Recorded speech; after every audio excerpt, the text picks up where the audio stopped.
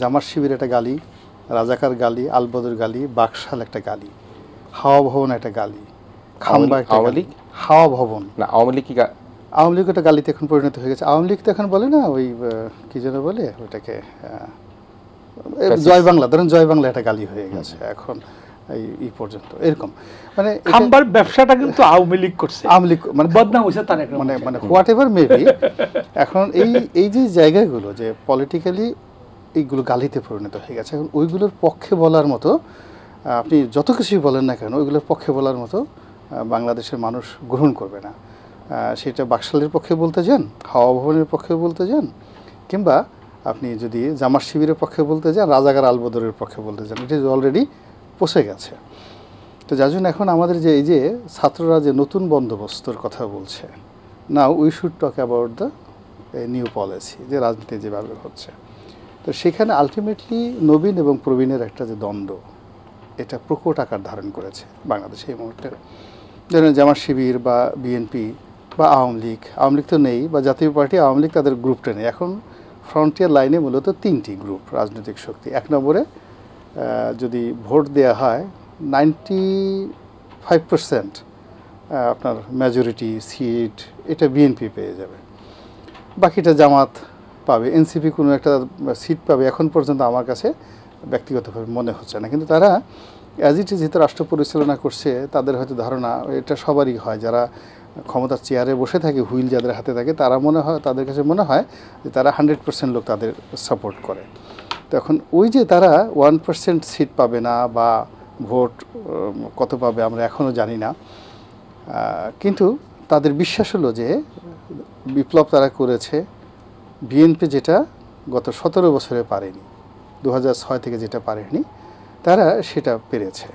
So তারা অনেক smart, অনেক কোয়ালিফাইড, তাদের চিন্তা চেতনায় তারা যেমন নতুন বন্দোবস্ত একটা শব্দ উচ্চারণ করেছে, এখন এইরকম একটা ইউনিক শব্দ বিএনপি সারা জীবন বসে করতে পারেনি, ফলে তারা শ্রেষ্ঠতর।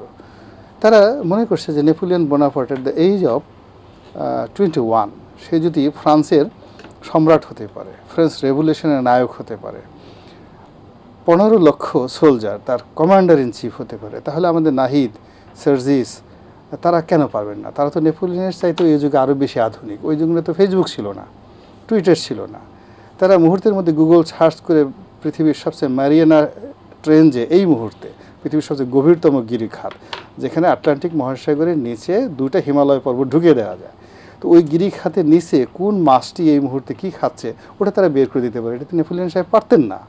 তো কাজেই তাদের অনেক বুদ্ধি, তারা অনেক বুদ্ধি। এবং আপনি দেখেন, একজন দেখলাম যে এক ইয়াং একটা টকশোতে সাবেক সচিব আবু আলম শহীদ, তাকে রীতিমতো চ্যালেঞ্জে জানিয়েছেন যে আপনারা তো একটা মোবাইল কী করে চালাতে হয় সেটাই তো জানেন না।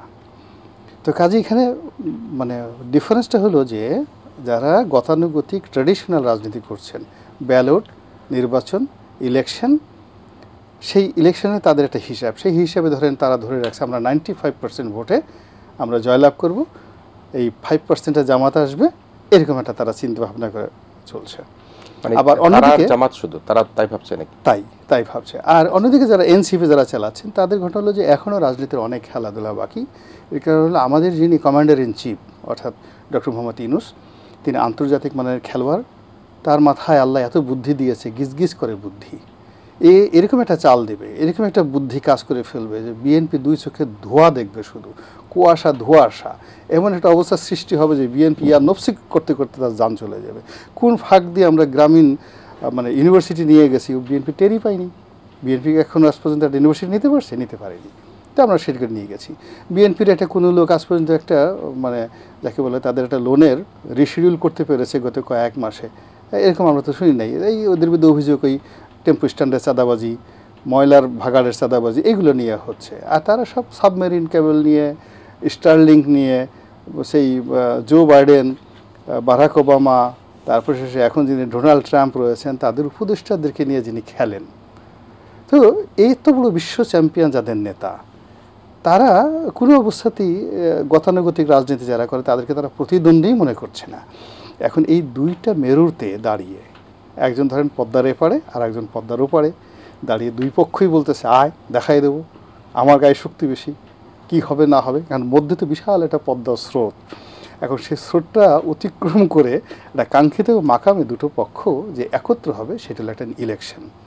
সেই ইলেকশনটা না আসা পর্যন্ত সমাধানে এগুলোর সমাধান হবে না। এই ধরনের বক্তব্য উভয় পক্ষই দিতে থাকবে এবং বলতে থাকবে, এবং জনগণ হিসেবে আমাদেরকে সেগুলো শুনতে হবে।